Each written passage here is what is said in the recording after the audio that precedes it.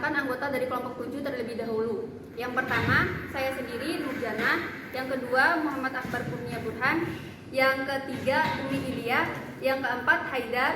Yang kelima, Bagus Dwi Prabowo. Yang keenam, Ralef Korsa Salwa. Yang ketujuh, Aura Amelia. Yang ke-8, Jidan Diva Raffi. Yang ke-9, Tribulan Suci Ramadhani. Berikut ini adalah subpokok pembahasan dari modul 7. Yang pertama yaitu distribusi sampling dan teorema limit pusat. Yang kedua, pendugaan titik dan selang Mean. Yang ketiga, pendugaan titik dan selang proporsi. Dan yang terakhir adalah pendugaan titik dan selang varians. Langsung saja kita masuk di subpokok pembahasan yang pertama, yaitu mengenai distribusi sampling dan teorema limit pusat. Adanya proses generalisasi atau peramalan menandakan bahwa dalam konteks ini ada objek yang disebut populasi dan sampel. Distribusi sampling adalah distribusi peluang dalam suatu statistik.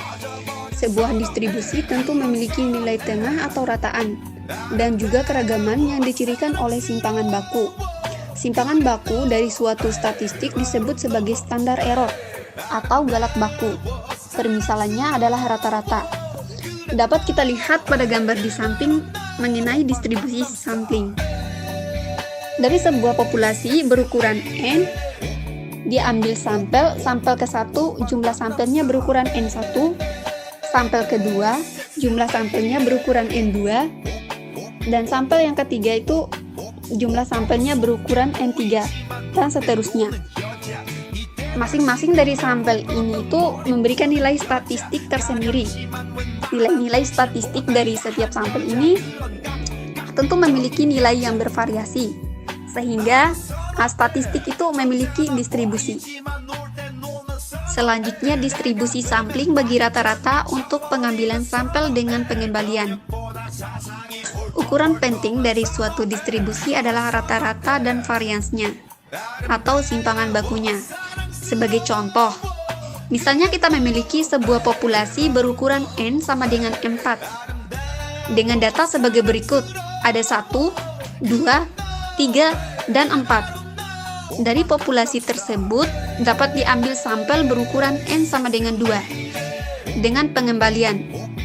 Artinya, setelah mengambil sampel yang pertama, kemudian data yang terambil tersebut dikembalikan lagi, sehingga ada kemungkinan satu data itu terambil berulang kali. Jika dihitung nilai rata-rata dan varians populasi dari data tersebut diperoleh rata-rata mu sama dengan sigma X per N sama dengan 1 plus 2 plus 3 plus 4 per 4 sama dengan 2,50. Varians sigma kuadrat sama dengan sigma X dikurang mu kuadrat per N sama dengan 1,25. Dari populasi tersebut, berbagai kemungkinan sampel yang dapat diambil dapat dilihat pada gambar di samping. Pengambilan sampel dengan pengembalian. Ada 16 kemungkinan sampel yang dapat diambil, di mana masing-masing sampel memiliki rata-rata. Misalnya sampel ke-1, rata-ratanya adalah 1 kali 1. Sampel kedua, rata-ratanya 2 kali 1,5. Dan seterusnya hingga sampel ke-16. Dapat kita lihat pula bahwa setiap sampel itu memiliki nilai rata-rata yang berbeda-beda. Sekarang saya akan menjelaskan tentang pendugaan titik dan selang rata-rata. Pendugaan titik dan selang rata-rata.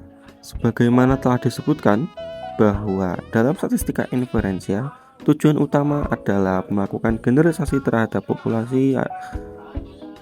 Salah satunya yaitu pendugaan. Pendugaan bagi parameter populasi ini ada dibagi dua macam, yaitu pendugaan titik dan pendugaan selang.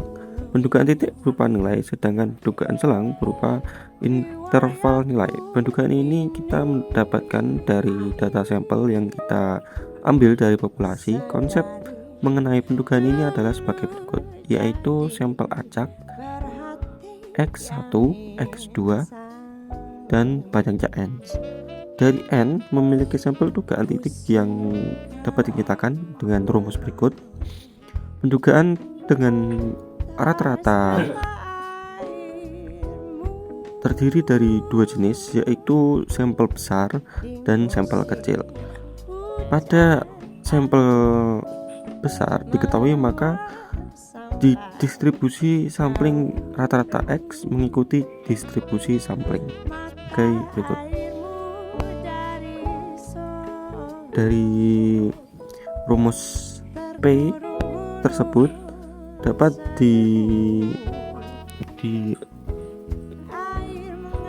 dijabarkan sebagai berikut, sehingga dari rumus yang panjang bisa disingkat dengan rumus X ditambah atau dikurang Z A per 2, dimana seperti yang pada gambar merupakan batas atas selisih antara rata-rata populasi dan penduga titik rata-rata.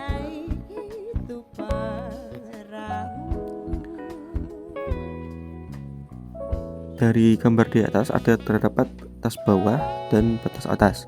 Apabila tidak diketahui, maka dapat diduga dengan simpangan baku atau S. Distribusi yang digunakan adalah distribusi T student dengan derajat bebas N-1.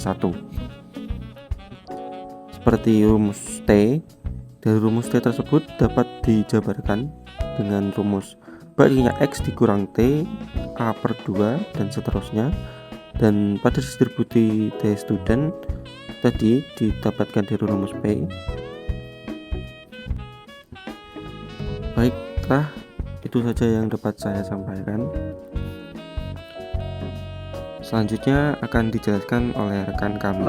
Pendugaan titik dan selang di bagian proposi. Pendugaan titik bagi proposi mengikuti kejadian distribusi binominal yang identik dengan kejadian sukses dan gagal. Distribusi binominal memiliki parameter P yang menyatakan peluang kejadian sukses pendugaan titik proposi adalah P sama dengan X per N. Penentuan ukuran sampel yang baik untuk menduga proporsi populasi.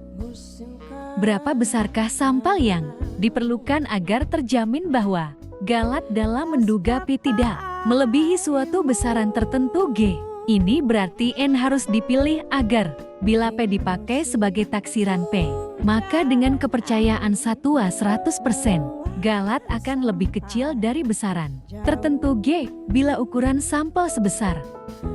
Baik, di sini saya akan menjelaskan tentang pendugaan titik dan selang pada bagian varian. Seperti sebelumnya bahwa dijelaskan dalam statistik inferensial, tujuan utamanya adalah melakukan generalisasi terhadap populasi. Salah satunya yaitu pendugaan. Pendugaan bagi parameter populasi ini ada dua macam, yaitu pendugaan titik dan pendugaan selang. Pendugaan titik berupa sebuah nilai, sedangkan pendugaan selang berupa interval nilai. Penduga ini kita dapatkan dari data sampel yang kita ambil dari populasi. Rumusan sampel acak X1, X2, dan seterusnya dari N. Sampel memiliki dugaan titik yang dapat dinyatakan dengan rata-rata X sama dengan sigma N, I sama dengan 1, di mana XI per N sama dengan X1 ditambah X2 ditambah banyaknya X per N.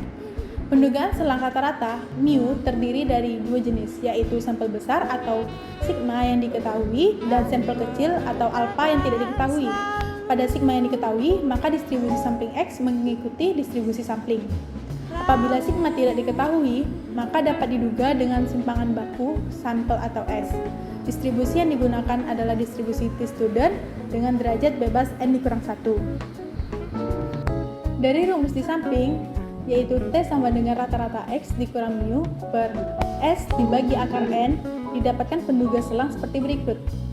Jika X dan S adalah rata-rata dan simpangan baku dari sampel acak N yang diambil dari populasi dengan ragam sigma tidak diketahui, maka penduga selang atau 1 dikurang alpha 100% untuk U adalah seperti berikut, di mana T1 per 2 adalah nilai peluang atau lulusan pada kurva distribusi T student alpha per 2 dengan derajat bebas N dikurang 1.